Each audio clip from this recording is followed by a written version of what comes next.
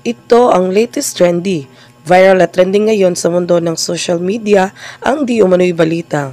Magmula ng pasuki ng single life, kasunod ang hiwalayan nila ng long-time boyfriend na walang iba kundi si Daniel Padilla. Hindi na tinantanan si Catherine kung saan maari ang inuugnay sa kanya. Isa nga sa pinakamatunog na pangalan na hanggang ngayon ay patuloy na dinitikit sa kanya ay si incumbent Lucena City Mayor Mark Alcala. Ito ang mainit na balitang pinuputakti ngayon ng samot-saring komento mula sa marami sa ating mga kababayang Pilipino. At marami nga sa kanila ngayon ang hindi napigilan ang kanilang sarili na maglabas ng kanilang hinaing at komento sa mundo ng social media. Pero bago ang lahat mga ka-trendy, kung hindi pa kayo nakapag-subscribe sa aking channel, please click subscribe and hit the notification bell para lagi kang updated sa latest trendy na balitang i-upload namin. At yun na nga, viral at trending ngayon sa mundo ng social media ang di umano'y balitang. Kalagitnaan ng 2024, base na rin sa inilabas na artikulo ng isang entertainment news site mula sa isang source.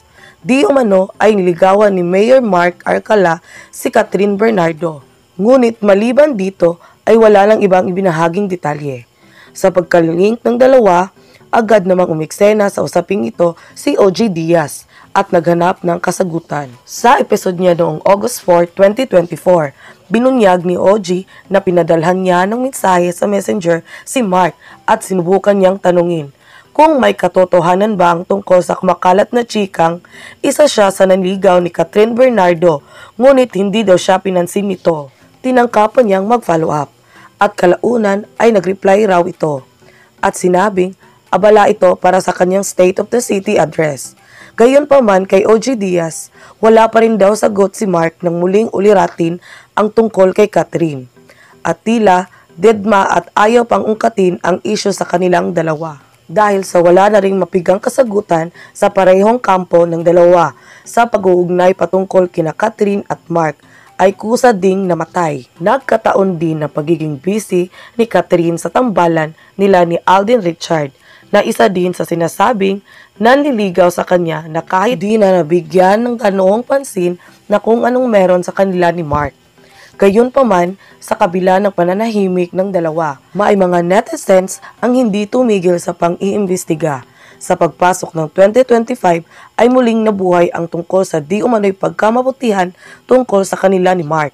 Nariyan ang mga ipinagtagpi-tagpi ng mga larawan nila sa social media, kung saan makikita di umano'y pag-uusap nila sa public event. Nagkalat din online ang mga larawan nila na parehas daw ang suot, mula sa damit at cap na ayon sa mga netizen. Ito ay couple items. Maging ang fashion style nila Catherine at Mark ay binigyan rin ng ibang kahulugan na parehas nga raw. Lalo na't ang pinsan ni Mark na si Justin Benitez ay isa sa kilalang fashion stylist ni Catherine. Pati na rin daw ang malalapit na kaibigan ay nagfa-follow sa isa't isa sa social media.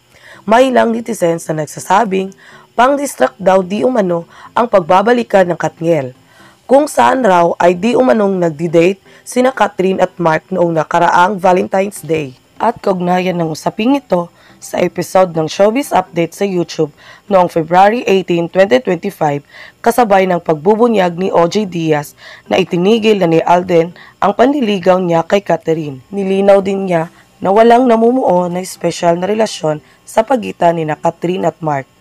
Ayon sa kanyang source, ay magkaibigan lang daw talaga ang dalawa at hindi bigyang mali siya ang kanilang koneksyon.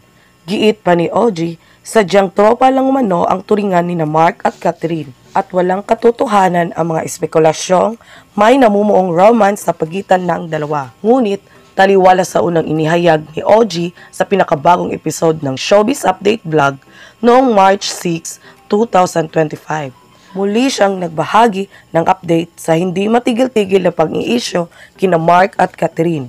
Sa simula, itinalakay muna niya ang chismis sa pagbabalikan ng Katniel. Paglilinaw ni OG, ayon sa kanyang source, totoong nagkaayos na sina Catherine at Daniel, pero hindi totoong nagkabalikan na ang dalawa. Kasunod nito, ay binanggit ni OG na base na din sa nakarating sa kanyang balita ay malabo at imposible na raw ang inaasam na pagbabalikan ng Katniel. dahil sa take na di umano'y si Catherine.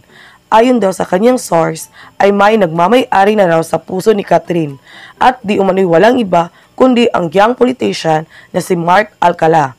Dito ay binalik ni OG ang unang binanggit na tropa lang sila Mark at Catherine at sinabing baka nga nagkadevelopan ang dalawa. Kaya naman nang lumabas na ang balitang ito ay umani agad ng samot-saring komento mula sa marami sa ating mga kababayang Pilipino.